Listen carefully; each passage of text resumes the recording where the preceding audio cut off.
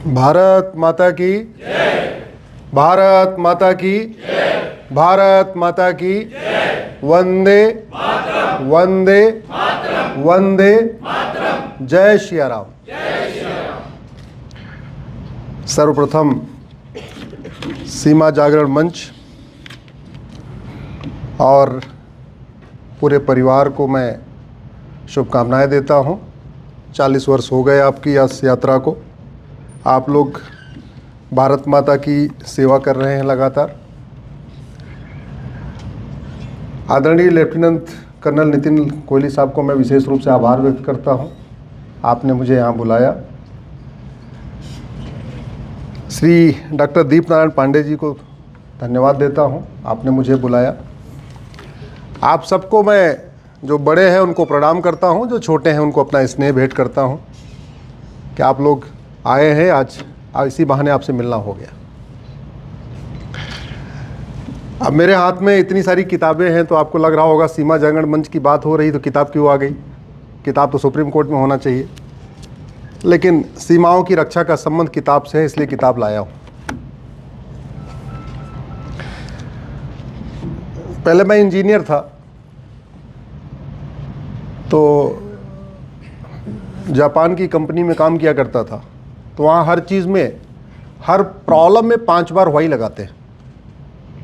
कुछ भी दिक्कत होगी उसमें 5 बार वाई।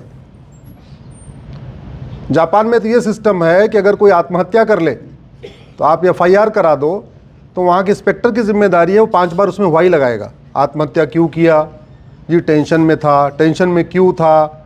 वो पड़ोसी ने उसकी जगह पे कब्जा कर लिया। पड़ोसी ने उसकी जगह पे कब्जा क्यों कर लिया? उसके अंदर कानून का खौफ नहीं था क्या?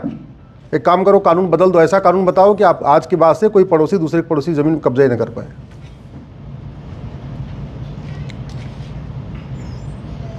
तो इंजीनियरिंग छोड़ के वकालत आने का कारण ही यही था। जब मैं भारत की समस्याओं को देखता था,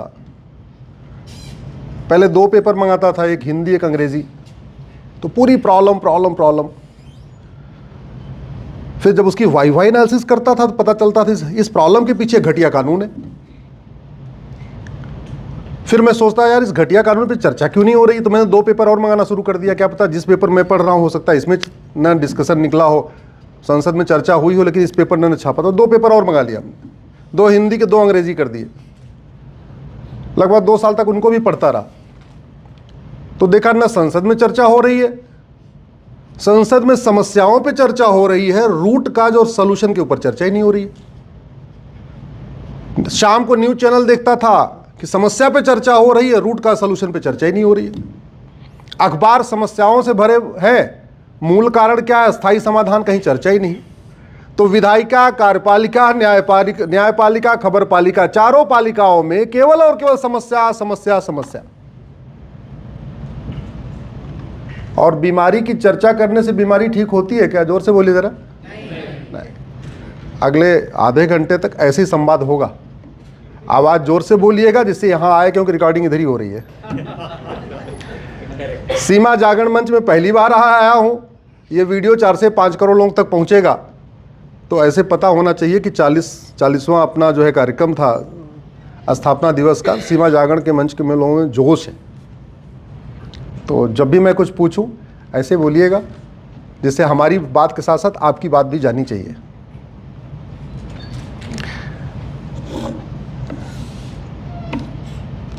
कनाडा का क्षेत्रफल भारत का 3 गुना है।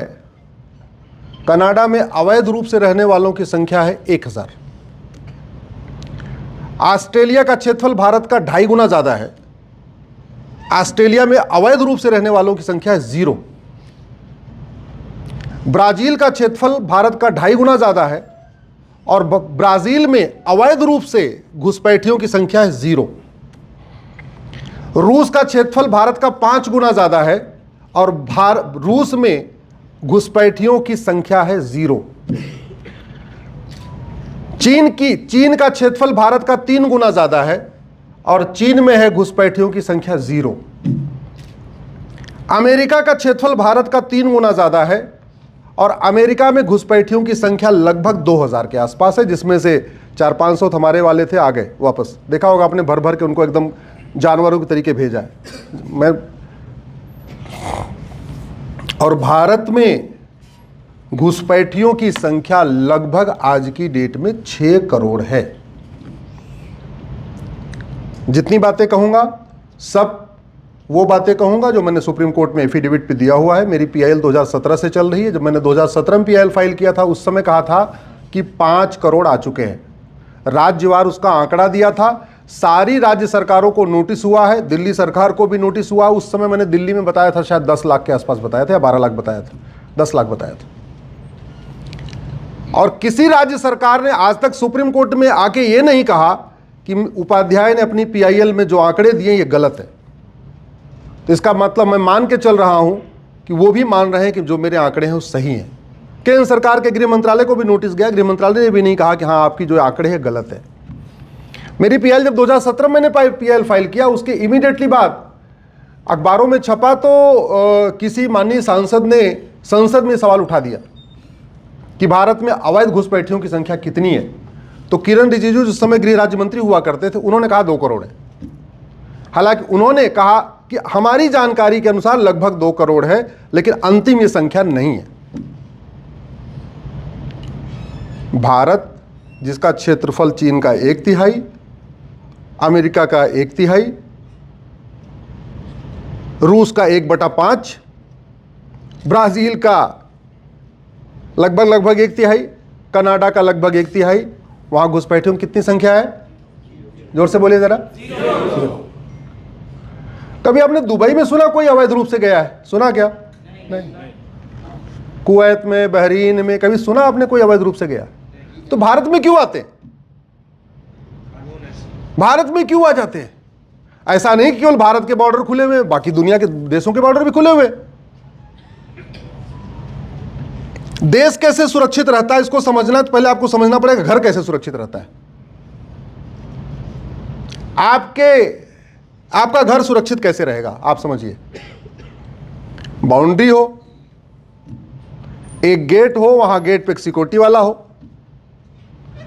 फर्स्ट फ्लोर पे सीसीटीवी भी लगा हो, 2 खतरनाक कुत्ते भी खड़े हो कि अगर नहीं माना तो काट भी लेंगे, नोटिस बोर्ड भी लगा हो कि इस घर में अवैध रूप से प्रवेश करना ठीक नहीं है, तो जिम्मेदारी तुम्हारी होगी जो आएगा, 2 लठैत भी खड़े हो, घर ऐसे सुरक्षित होगा। अगर आपके घर की बाउंड्री नहीं है तो क्या होगा? अवैध आएंगे लोग, जानवर भी आके बैठ जाएंगे, कुत्ते भी आके बैठ जाएंगे, हो सकता है इंसान भी आके बैठ जाए, हो सकता है अवैध लोग आके आपके घर पे कब्जा कर ले। तो जैसे घर असुरक्षित होता है वैसे देश असुरक्षित होता है। तो भारत में घुसपैठ का जो कारण है उसका एक बड़ा कारण यह है कि बॉर्डर का बहुत बड़ा एरिया खाली पड़ा हुआ है। असम का बॉर्डर भी खाली पड़ा हुआ है आज भी, और बंगाल का बॉर्डर भी खाली पड़ा हुआ है आज भी, त्रिपुरा का बॉर्डर भी खाली पड़ा हुआ है, कोई फेंसिंग ही नहीं वहां पे,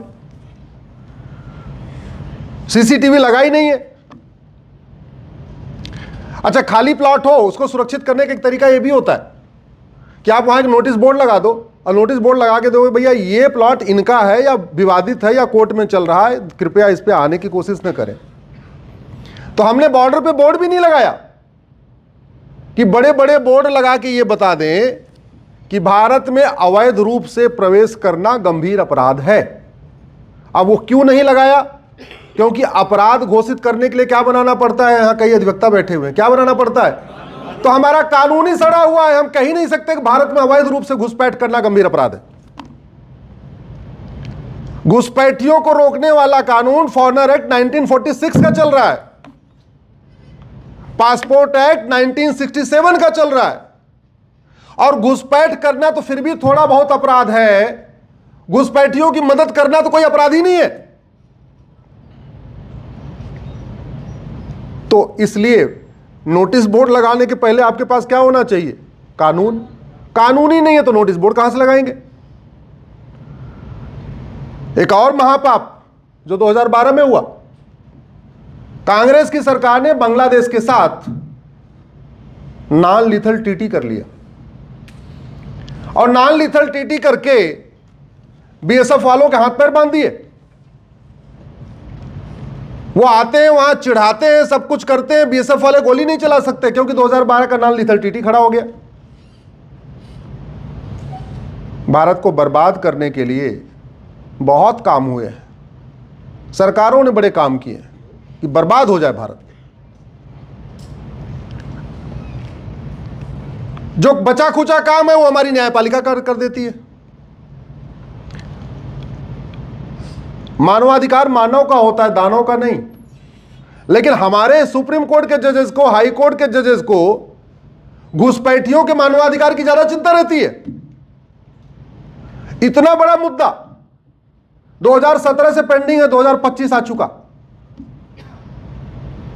सुप्रीम कोर्ट के लिए प्रायोरिटी होना चाहिए था कि यार ये हमारी राष्ट्र की सुरक्षा के लिए एक बड़ा गंभीर मुद्दा है, इस पे डिसीजन पहले कर दो। लेकिन नहीं, उन्होंने हमारी याचिका को विरोध करने वालों को हमारे साथ जोड़ दिया। हमारे विरोध में 12 याचिकाएं आ गई हैं। वो कह रही हैं कि घुसपैठियों को राइट टू फूड मिलना चाहिए, घुसपैठियों को राइट टू एजुकेशन मिलना चाहिए, घुसपैठियों को राइट टू शेल्टर मिलना चाहिए, इनको रोटी भी मिलना चाहिए, कपड़ा भी मिलना चाहिए, मकान भी मिलना चाहिए, मनरेगा भी मिलना चाहिए। ये कॉमन सेंस की बात है। मुझे समझ में नहीं आ रहा है कि इतनी छोटी सी बात, घुसपैठ राष्ट्र की सुरक्षा के लिए खतरा है। अच्छा आप बताओ, घुसपैठ राष्ट्र की सुरक्षा के लिए खतरा है कि नहीं? घुसपैठ देश की एकता अखंडता के लिए खतरा है कि नहीं? घुसपैठ अपने आप एक इनडायरेक्ट वॉर है कि नहीं? घुसपैठ एक ऑर्गेनाइज क्राइम है कि नहीं? ये सब कुछ आपको पता है। आप में से सब लोग लायर नहीं है, कॉमन मैन है आप। लेकिन ये बात हमारे जजों को नहीं पता है, हमारे सुप्रीम कोर्ट के जजों को नहीं पता है कि घुसपैठ राष्ट्र की सुरक्षा के लिए खतरा है। इनको जितने जल्दी हो सके खाली करा दो।